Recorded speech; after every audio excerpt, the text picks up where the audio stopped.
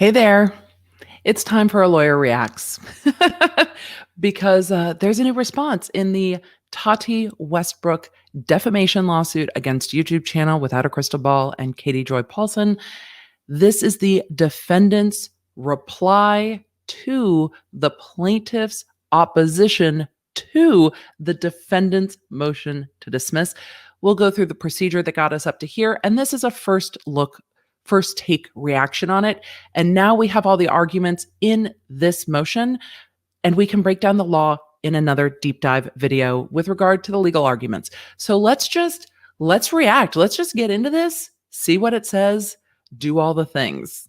But first, if you're new here, hi, I'm Emily D. Baker. I'm the Badass Lawyer. I'm a legal commentator up here on the YouTubes, and I break down the law behind the news and pop culture stories that we all want to talk about. I'm the host of the Emily Show podcast. I've been a licensed attorney for over 15 years. I'm a former prosecutor, and I'm a big fan of the cursey words. So headphones are recommended. All right, law nerds, let's mount up. Wherefore now comes the defendant's reply to the plaintiff's opposition to the defendant's motion to dismiss. Law nerds called to order. Let's break down how we got here.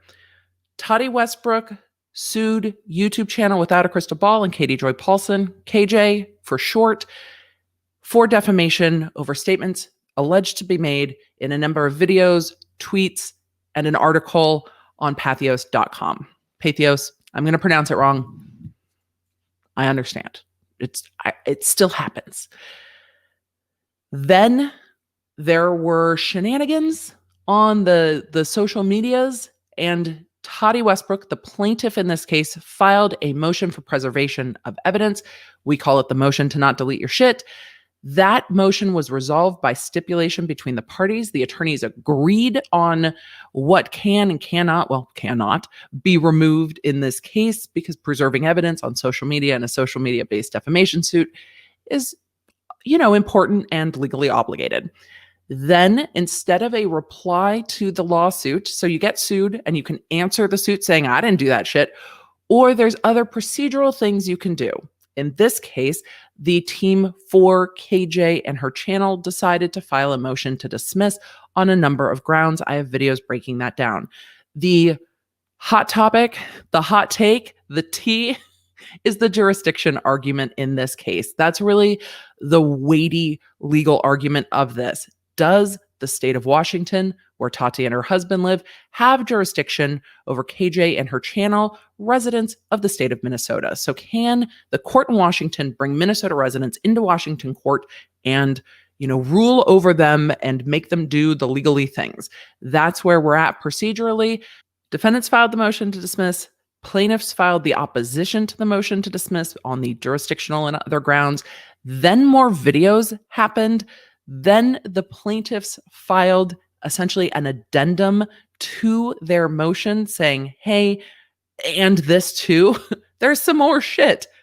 This shit as well. Then from that, they extended the time to answer 14 days. So I didn't think we would have a reply this week, but yet here we have it. The defendant's reply in support of the motion to dismiss. Let's pull it up. Let's take a look. That's too much. We're done banging the gavel. It's probably very loud. As we do here, we are just breaking down these documents. Look, when you're involved in a civil lawsuit, it's going to be stressful. We are not here to add stress, throw shade at anything other than the lawyer shade. We're here to discuss the lawsuits, the ramifications of them, but we are not here to judge the parties involved in the lawsuits. By way of reminder, what I am going to judge is this 45-line paper. Where is our 26-line paper per the standing order for this court? But I digress. These are the 45-line paper bugs the shit out of me. We're just going to be honest. But initial reaction, this is a much easier to read and much clearer argument than the original motion to dismiss, which I referred to as a fruit salad mixed in a blender. It was very hard to parse. This is much clearer. And there is a lot of legal arguments in there, not as many factual arguments. And that is appropriate because the motion to dismiss has the factual scenario and the legal arguments in there. They didn't state the grounds on what they were dismissing on. You know how I feel about it. We've talked. Then the plaintiff says, no, the way that you argue those cases and facts, we disagree with. This is our opposition. This is how we see the facts. And this is how we see the law. And this is the defense saying, no.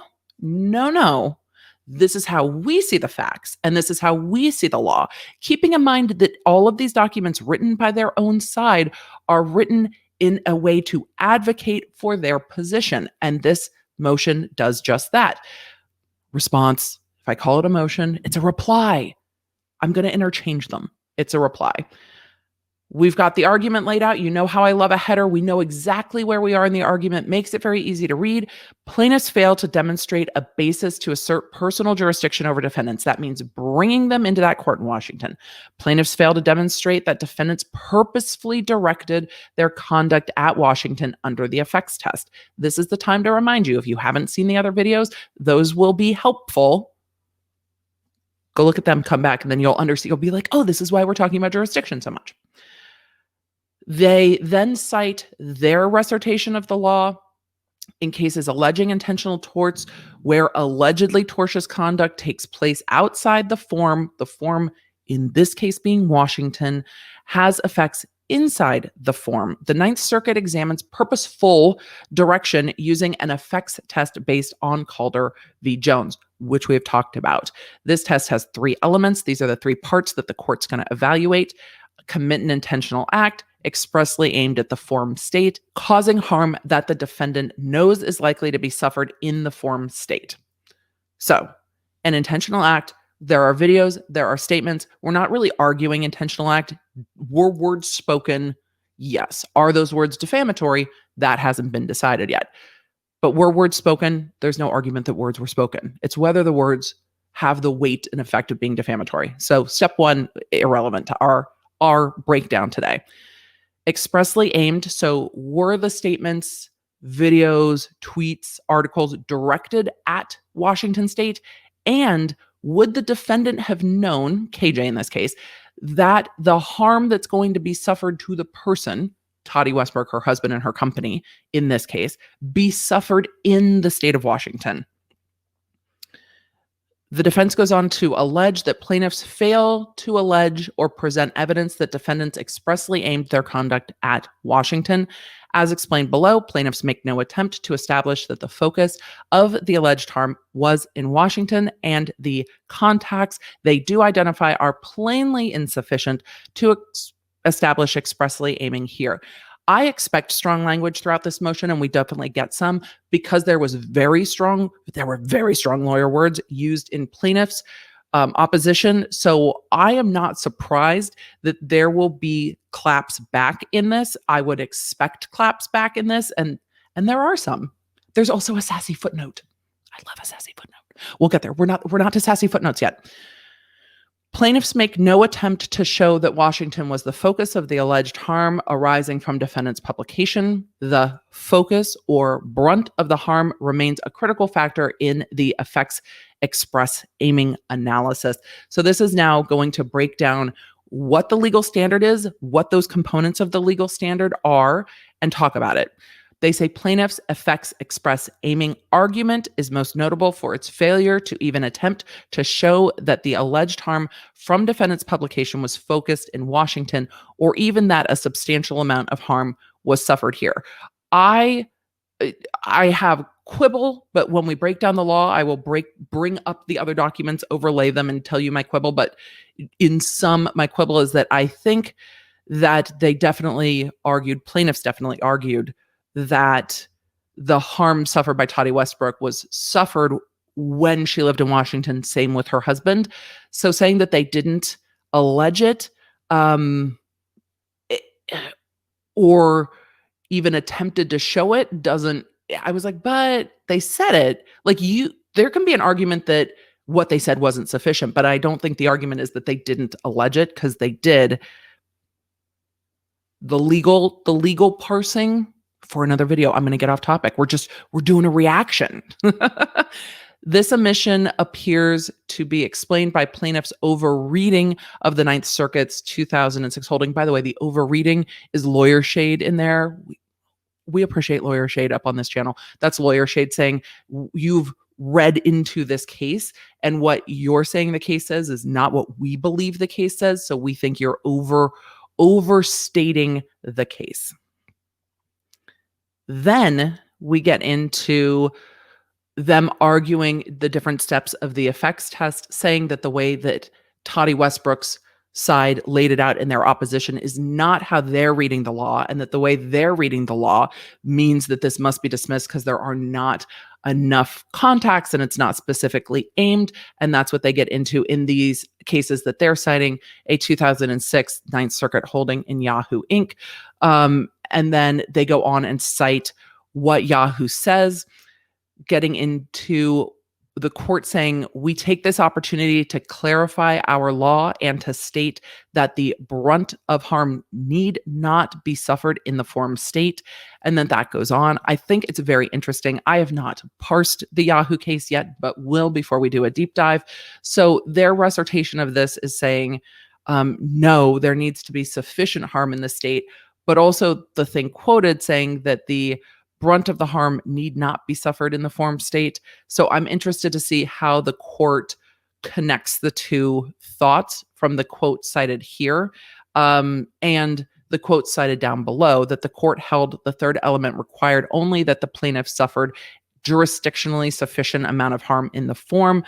And then they say, defendants, that plaintiffs, Tati's side, says that Yahoo did not remove the brunt of the harm factor. So what we are seeing in this is the two different sides saying, we read this case differently. My side says this case means this. The other side says this case means this. Getting into what the case means, from my perspective, means I'm going to have to do a deep dive. But what they are arguing is that the court restated it differently than how plaintiffs took it, and that they're arguing that that supports their side as defense, which is, what it is.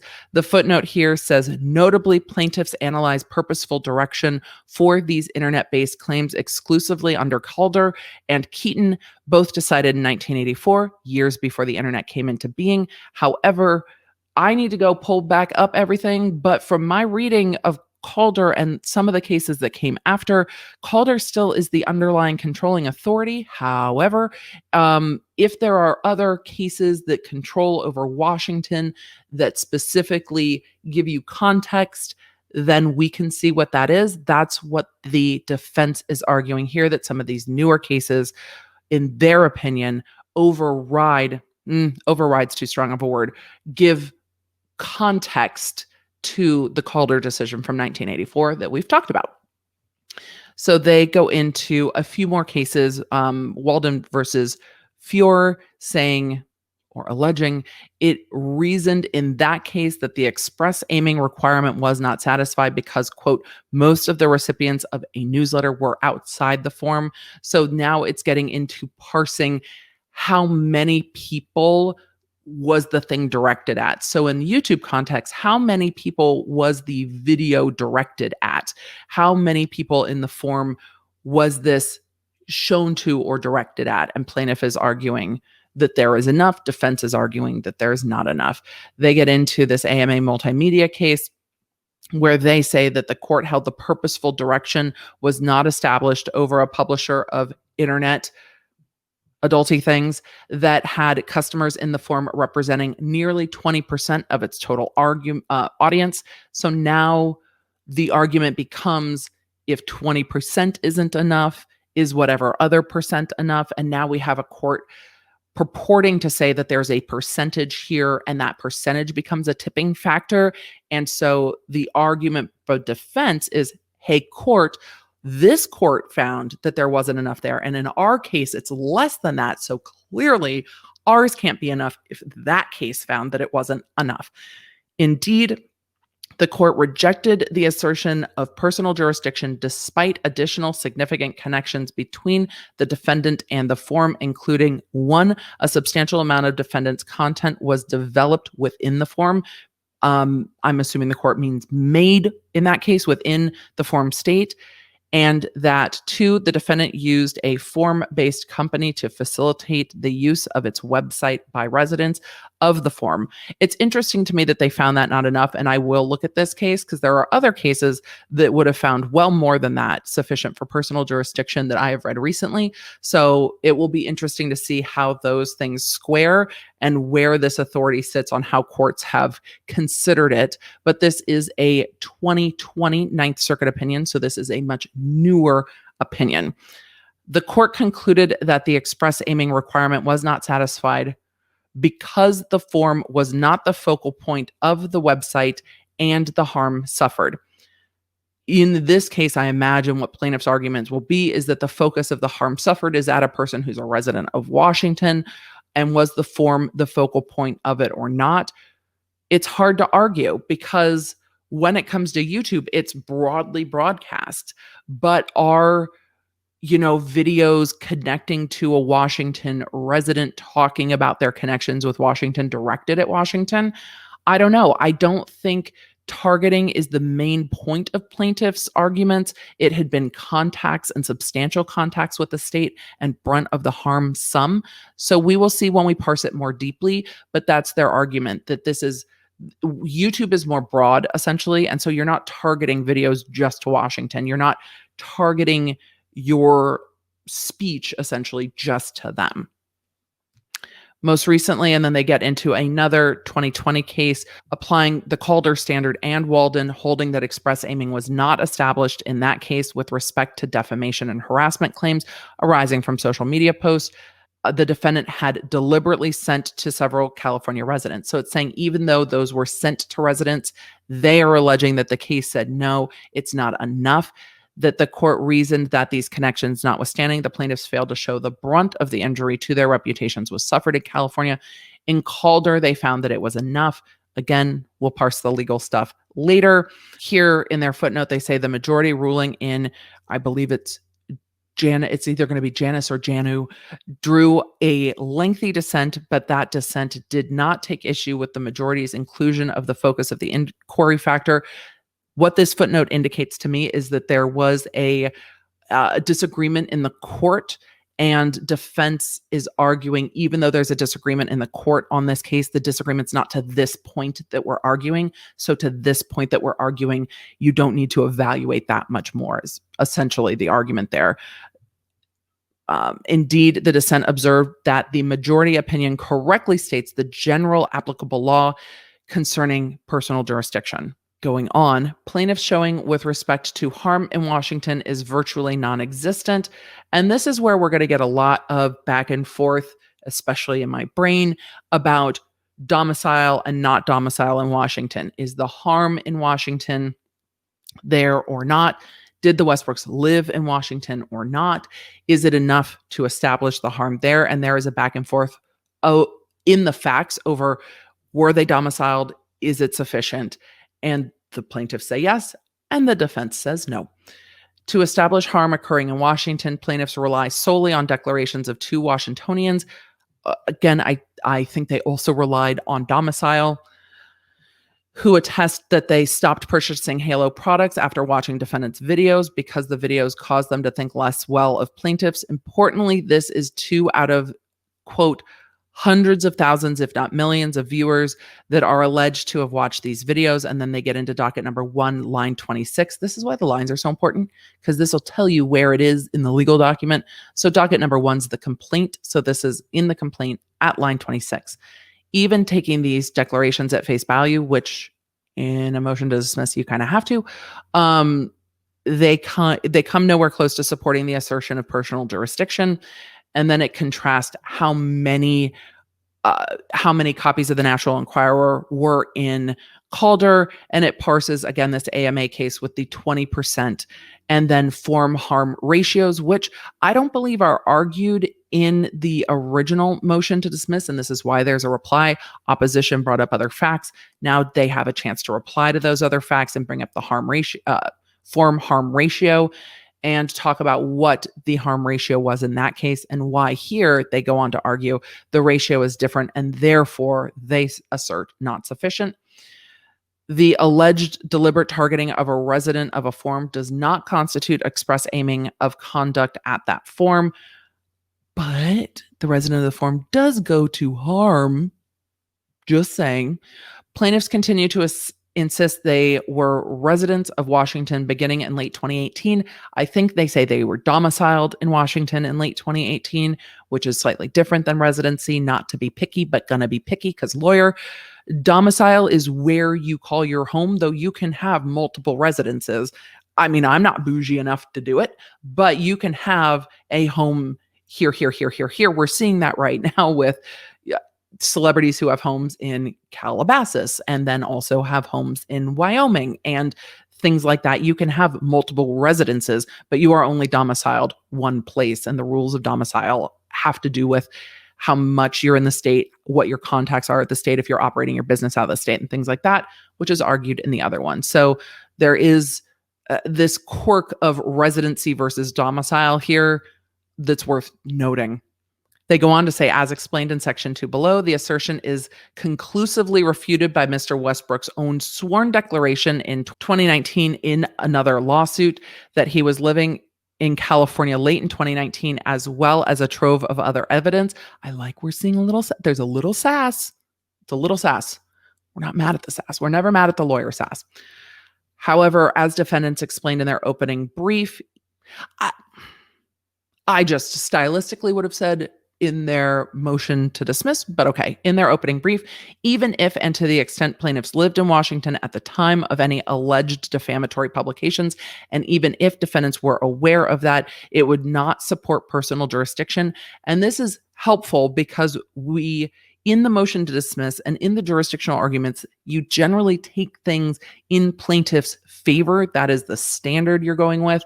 And then you have to refute that even if you take things as they're pled and in the best light to plaintiff, it's still not sufficient. So you kind of have to make that argument that yes, even if they lived there, even all things considered, it's still not enough.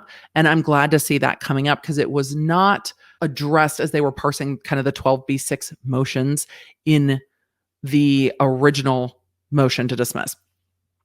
Going on, defendants did not use Washington sources.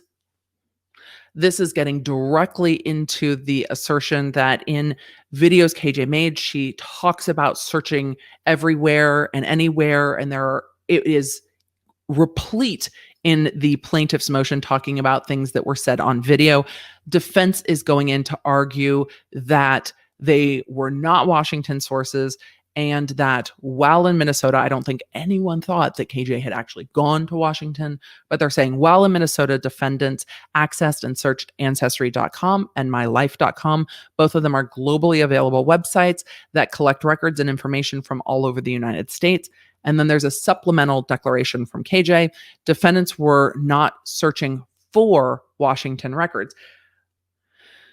My factual question on this is that my interpretation of some of the things in the videos I've seen was KJ stating, and this is in plaintiff's moving papers too, I was looking for, anything, work records, birth certificates, and talking about her Tati's family that lived in Washington. So talking about, I'm looking for her dad, who's a Washington resident's work records, and looking for her, a person who grew up in Washington's birth certificate. So searching for Washington records, I have a little bit of factual issue with based on what I've read, but I understand the argument that they are not searching Washington records per se. They are using websites that aggregate records. It's just not what I would have assumed from the way some of those videos are worded, but it's the way that it is being argued here. So moving on. Indeed, they say plaintiffs admit this when they argue that defendants, quote, researched everything and everywhere in the process of preparing their stories about the Westbrooks. And this is in the opposition. It so happened that the results of that search included electronic images of records from Washington, as well as North Carolina, South Carolina, Nevada, Hawaii, California, that those images had been retrieved and stored by someone other than defendants. So saying they were aggregated on these websites. and that they were on the website's respective servers. Defendant did not purposefully direct or expressly aim their conduct at Washington by accessing these websites. This is going to be a factual issue for the judge to decide how that breaks down in the statements. And if the statements are, I was looking for these records from this person that lives in Washington, if that's directing it at Washington or not, based on searching a broader website. There is a footnote here saying, in AMA Multimedia, the Ninth Circuit found it insufficient that a, quote, significant portion of the defendant's website content was generated from within the form because they did not show the defendant's conduct was, quote, aimed at the form. That being the case, the fact that defendant's alleged defamatory publications included some historical facts derived from old Washington records cannot establish aiming in Washington. I don't know why that was a footnote. Stylistic choice, because I think it solidly states what their argument is. So why bury it in a footnote? Anyway, purposeful direction is not established by defendant's alleged receipt of negligible income from a negligible Washington audience. Plaintiffs contend that defendants had a Washington audience, were aware of its existence, and knowingly earned money from it. Docket 27 at 10, these are the lines again, but the only evidence they offer in support of that statement establishes at most that 1, 2 Washingtonians viewed the alleged defamatory publications, and 2, 3 Washingtonians viewed different videos that are not alleged to have a connection with this case, and 3, 1 Washingtonian subscribed to defendant's YouTube channel prior to the filing of this lawsuit. Subscribe being deriving income, so they're arguing that it's not enough income derived from Washington.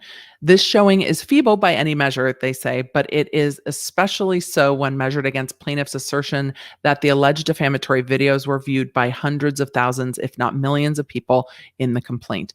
What will be interesting to see is if plaintiff then argues we can't know how many people viewed some of these defamatory statements because we've had issues with evidence and we don't have back-end access, because if these are the arguments that defense is making, I could very honestly see the court saying, okay, well then let's see how many it was. Let's get all of the analytics from YouTube and take a look. And if there are videos that are relevant that have been removed, it becoming problematic in light of this argument, because it's said in the complaint it could have been viewed by hundreds of thousands, if not millions. An assertion that they don't know until, again, discovery is complete, because on the analytics of a video, you can only see how many views on that video. You can't see if it's been republished or published elsewhere and things like that. So then we get to our other footnotes. Plaintiffs do not even argue these videos have anything to do with this lawsuit or with them at all. Further, defendants receive literally hundreds of these chats each time they broadcast a video, and then they cite the supplemental declaration. It is entirely irrelevant that a few Washington residents in a few unrelated videos decided on their own to reach out to defendant's channel to chat. And plaintiff's argument to that is, well, they were members, so they're paying and they are in a contract with defendant, and that this meant defendant knew that there were Washington residents, which is contrary to the declaration. So plaintiffs argued it in two ways. Defendants are addressing it in one way. You decide how you feel about that. And then footnote 5, which is a little sassy, which I dig. Plaintiffs rely on Mr. Westbrook's own declaration as support for the argument that defendants derived income from, quote, all views within Washington of the alleged defamatory content, but Mr. Westbrook provides no foundation for his alleged, quote, expertise and no basis for applying it to opine as to defendants' revenues from Washington or anywhere else. So they are again getting into the foundational arguments that you also saw plaintiffs make with regard to some of defendant statements. Not surprising at all. And it's just going to, is there foundation for the knowledge or is it speculation? They get into say that the argument is foreclosed by this AMA multimedia case. Again, we will dive into the law of that. That case, they are purporting to establish a 20% threshold of some sort.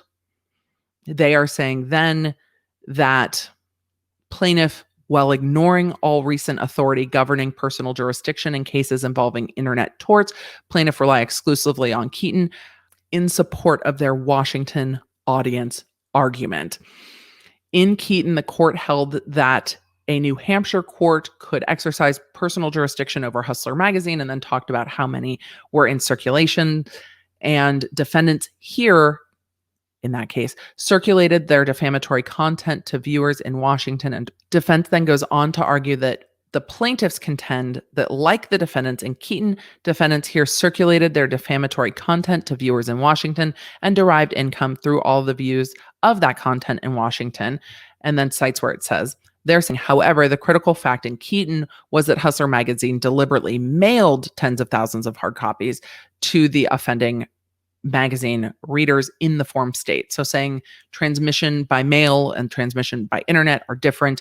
So they are arguing the distinctions in the case law here and see it differently than plaintiffs do, which if they didn't, there would be no dispute and we wouldn't be reading these motions, would we? Towards the end of this, after citing two other cases, defense states that several other courts have applied the same rule that they just stated above, that purposeful direction is not satisfied where, as in this case, persons within the form received allegedly defamatory material with the defendant's knowledge, but resulting only from the defendant's general untargeted internet publication. And that gets into footnote 6, Burdick v. Superior Court, Collective Ltd. Versus Bourne, and two other cases arguing again their point that broad internet publications are not targeted internet publications. The problem with the case law and the internet is it's still trying to catch up. So it is still a little all over the place, which is why a deep dive video to get into all of it is going to be necessary. Just note, it's going to also continue to change. Their next point is that jurisdiction is not supported by the facts that defendant discussed plaintiff's Washington connections or activities. I think that it was argued by plaintiff that this went to knowledge and express aiming, but you guys can watch both videos and decide what you think was argued by plaintiff. Plaintiffs argue personal jurisdiction is supported by the fact that defendants discussed Ms. Westbrook's Washington-based family and Washington connections and activities. I think that went to knowledge. But if purposeful direction is not established by plaintiff's residence in the form at the time of the alleged tort, certainly it's not established by a discussion of the much more attenuated fact that plaintiff had connections to and unrelated activities in the form. So arguing again that not enough was done to have jurisdiction over KJ in Washington. Their next point is that plaintiffs have knowingly misrepresented facts regarding their move from Los Angeles to Washington. This is the sass that one can expect when you go hard, because plaintiffs went hard in their opposition to the motion to dismiss. And the result is that defendants have come out of the gate right back saying that there is knowing misrepresentation. Plaintiffs argued that there were things made in bad faith. So we're already into the wrangling of the litigation with this based on these two motions. In their complaint, plaintiffs attempted to establish personal jurisdiction solely alleging that, quote, they moved to the state of Washington in 2018, unquote. Defendants challenged this assertion in their motion to dismiss, demonstrating that plaintiffs' own social media postings show they continue to live in Los Angeles at least through the end of 2019. Again, plaintiffs asked to have those social media posts withdrawn from the record in their opposition to the request for judicial notice and to the attorney in this, the defense attorney's own declaration.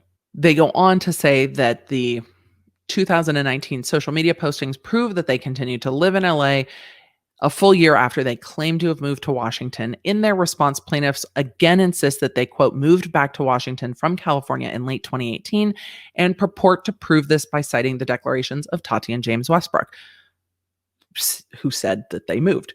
This assertion is demonstrably and knowingly false. So again, saying you're not making a true argument to the court.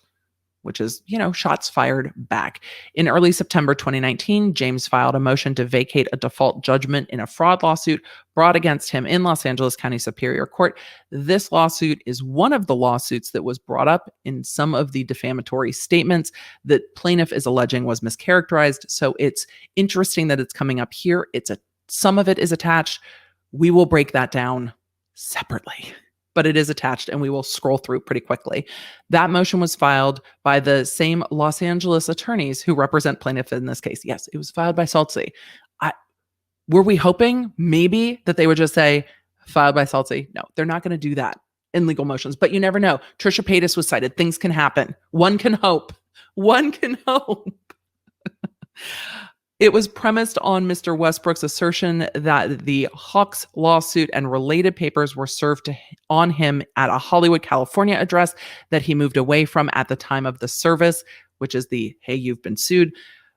To establish that defense, Mr. Westbrook represented in the motion and his sworn declaration that in 2016 he moved to Sherman Oaks and that currently still resides at the residence at the time of filing. Again, this is going to get into the difference between residence and domicile.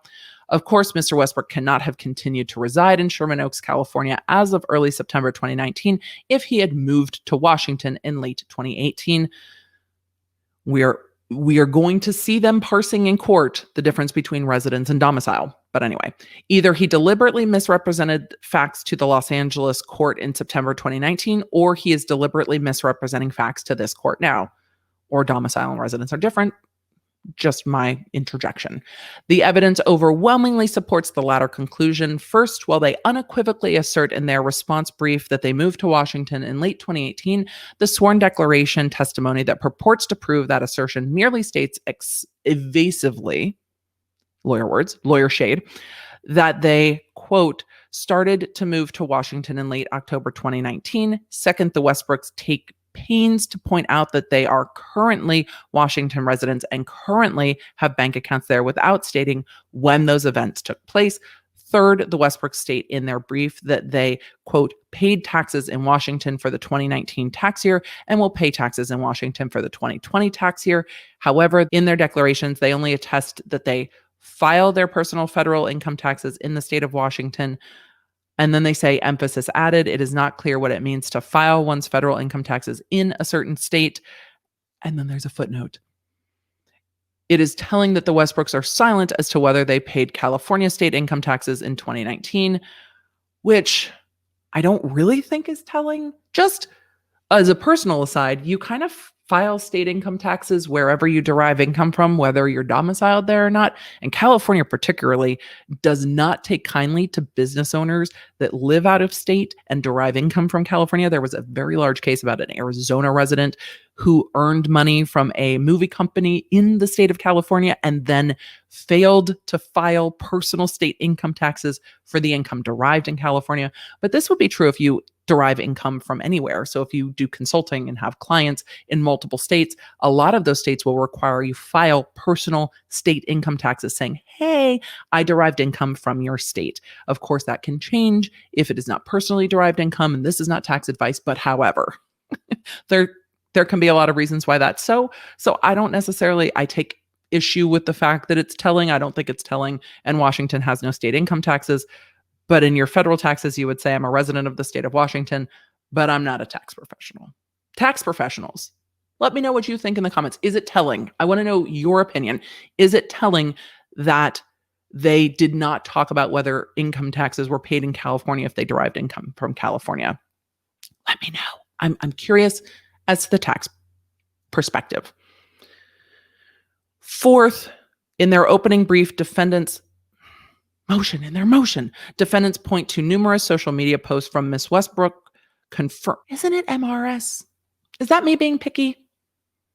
Anyway, Miss Westbrook confirming that she did not, quote, move to Washington from Los Angeles until at the earliest late 2019. Plaintiffs respond by arguing that this evidence is irrelevant and inadmissible because defendants lack personal knowledge regarding Miss Westbrook's physical location at the moments when she made the postings. This is nonsensical. It is the content of these posts that have evidentiary value. Right, they're offered for the truth of the matter asserted, but I don't think there's foundation for them because the defendants lack the personal knowledge to establish the foundation that the content of the posts are true. So there will be evidentiary foundational arguments over whether those are hearsay or not. But I digress. Fifth, Mr. Westbrook declares, quote, during the time that my wife and I owned the Sherman Oaks, California home, we no longer lived in Los Angeles, nor did we spend a single night in said house, which I believe came up in the declarations as I read it, came up in the declarations because defense said, see, they bought a house, see, they sold a house. That means that they live there, which is why I think the response was, yeah, we bought a house, but no, we didn't live there. But then they go on to say, as such, even if it were true that they did not live in Los Angeles or stay in their Sherman Oaks house during the time that they owned it, it certainly does not support their contention that they moved to Washington in 2018. Finally, the fact that the Westbrooks signed a lease in late 2018 for a condominium in Bellevue, which they have used as the corporate address for several entities, does not overcome the sworn testimony regarding California residency as of late 2019, which will be interesting to see how a court parses that. I'm curious. And the fact that Mr. Westbrook posted a photograph of herself in the Bellevue condominium in February 2019 does not evidence that this was her residence at the time. But the lease does. I mean, it might not establish domicile, but it establishes that it was one of her residences, but we'll see. Then it gets into the other, and notice that these are briefly argued because the weight of the motion to dismiss, the weight of the opposition, and the weight of this reply goes to jurisdiction. These are the other 12b6 motion to dismiss arguments, getting into that the Doe defendants defeat diversity, that plaintiffs failed to properly plead IIED, that plaintiffs failed to properly plead NIED. There's lawyer shade. Plaintiffs failed to identify the cited passage as coming from a dissent. It's like, you should have done this. It's the little things. That plaintiffs failed to plead the public interest element in a CPA claim. Again, this will go into the legal parsing because these are really legal arguments saying, I say the court says this and we have to do this. No, I say the court says this and we have to do this. And that is what the judge does and goes through and says, no, this. Then they get into the RCW claim saying it should be dismissed and that it's not properly pled. Those are all the 12b6 arguments. And that is the end of the motion.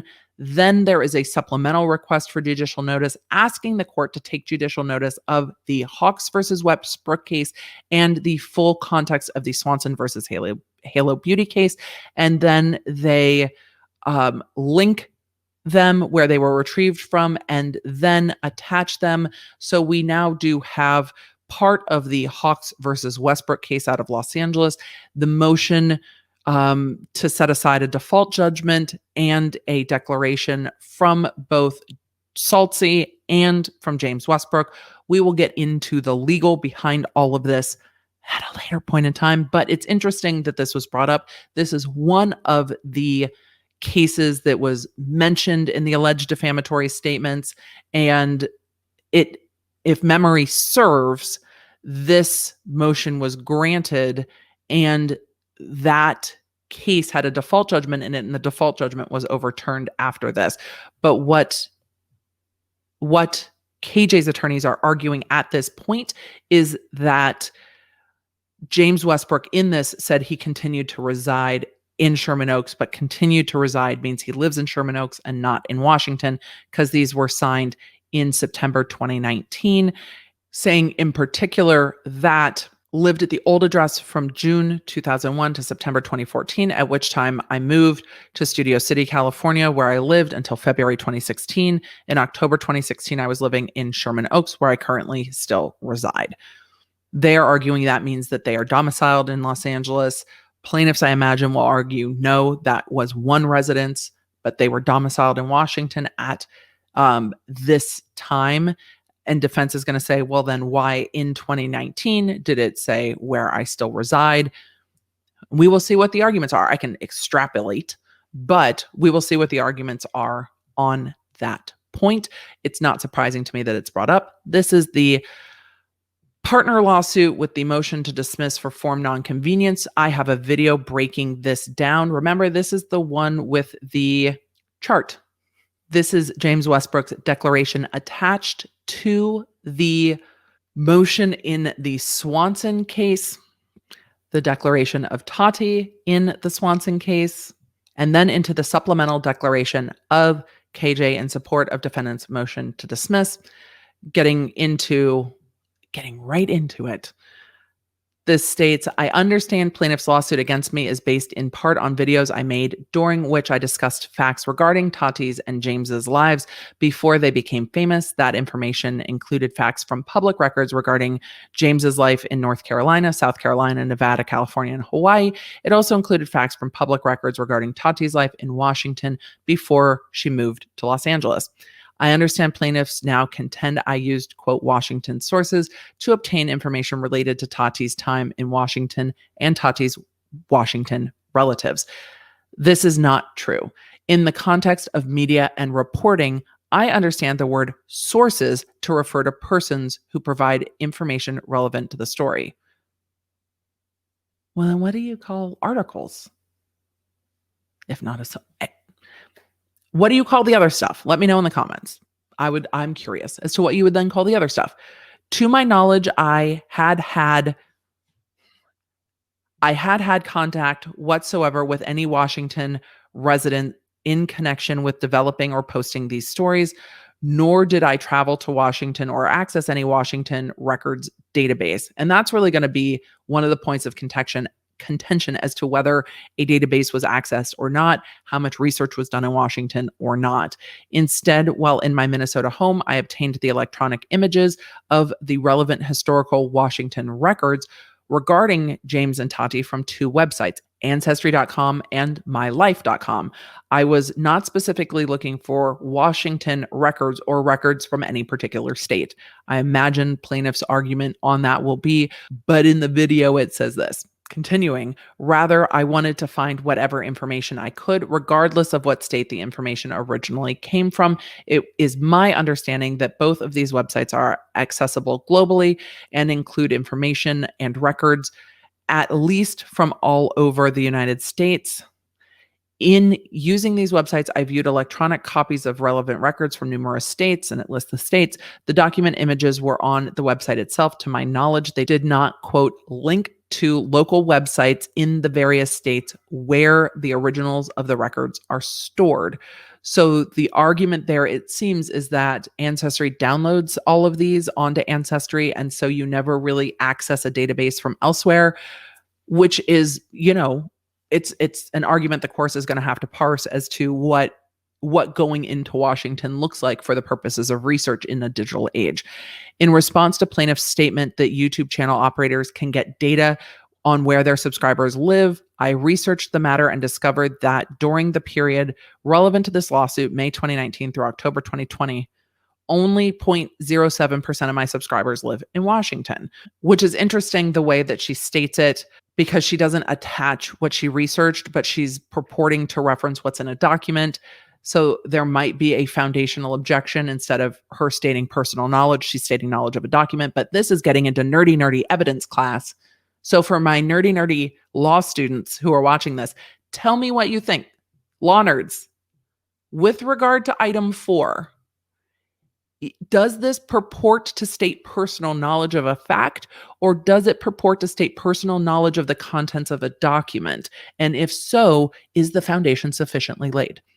I will accept work in the comments section below. She goes on to state, I have never directed my content at Washington State or done anything to develop or appeal to a Washington audience. My content is targeted at a global audience. In fact, approximately 40% of my viewers are from outside of the United States. YouTube side note, that seems high, but okay.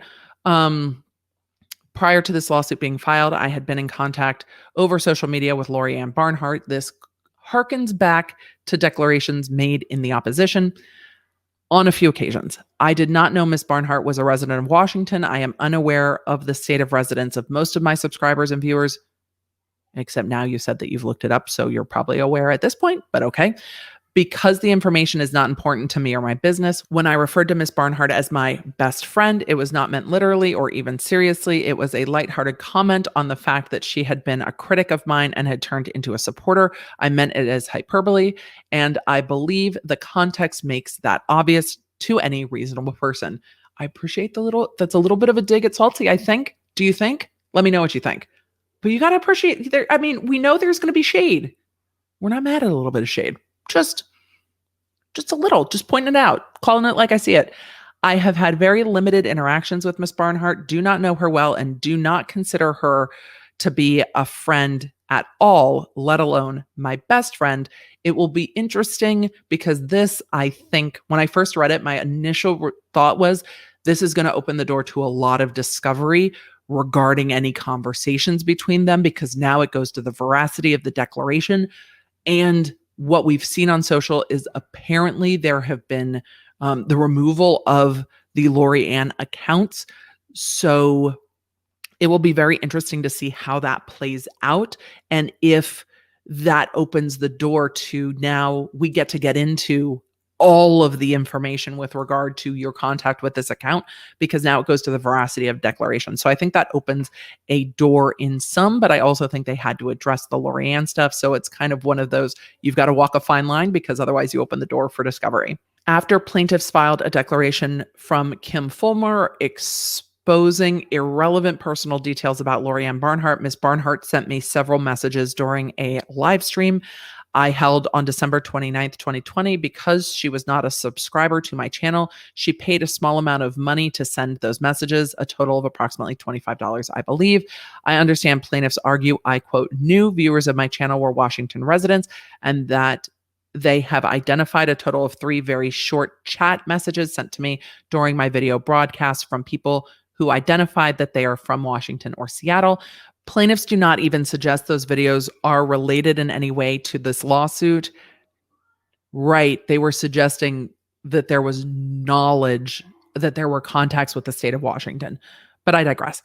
I receive hundreds of comments and chat messages during each one of my video broadcasts. I do not keep track of where each particular chat or comment comes from, nor can I recall when I acknowledge one person as a Washingtonian out of thousands of comments and chat messages I receive in a month. I imagine plaintiffs will then argue, then you can't say that you don't have supporters in Washington in your declaration. But I digress. It's so interesting the way that they say it. I declare pursuant to the laws of perjury in the United States of America that the foregoing is true and correct. And then it has the signed declaration copy. And that, friends, that is the end of our first look. I would love to know what you think.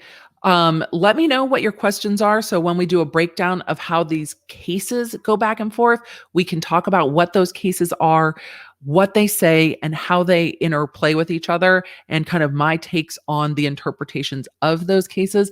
And then the next step for this is it will be heard in court, and the judge will issue a ruling whether this will be dismissed for lack of jurisdiction, whether there will be jurisdiction, but some of the counts will be dismissed under 12b-6, whether there will be more information needed. And the court will say, okay, well, you have access to this information to see how many contacts there were with the state for us to decide. So it can go a number of different ways. And I'm interested to know what your thoughts are of this reply. It was a lot easier to read.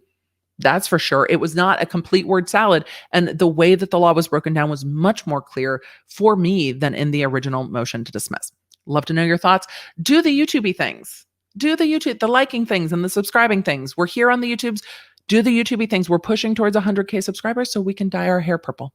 That is our celebration on the channel. So if you'd like to either see that or participate in that, just go ahead and subscribe. Connect with me everywhere. I'm at the Emily D. Baker. So if you're ready to ride at dawn, head over to lawnerdshop.com, your place for all your lawn nerd needs. Stickers, t-shirts, sweatshirts, and more coming soon. If you guys want to join the text, just text emily.com. If you want to join the channel, lawnerdsunite.com. Happy to have you. Support what we do here on the YouTube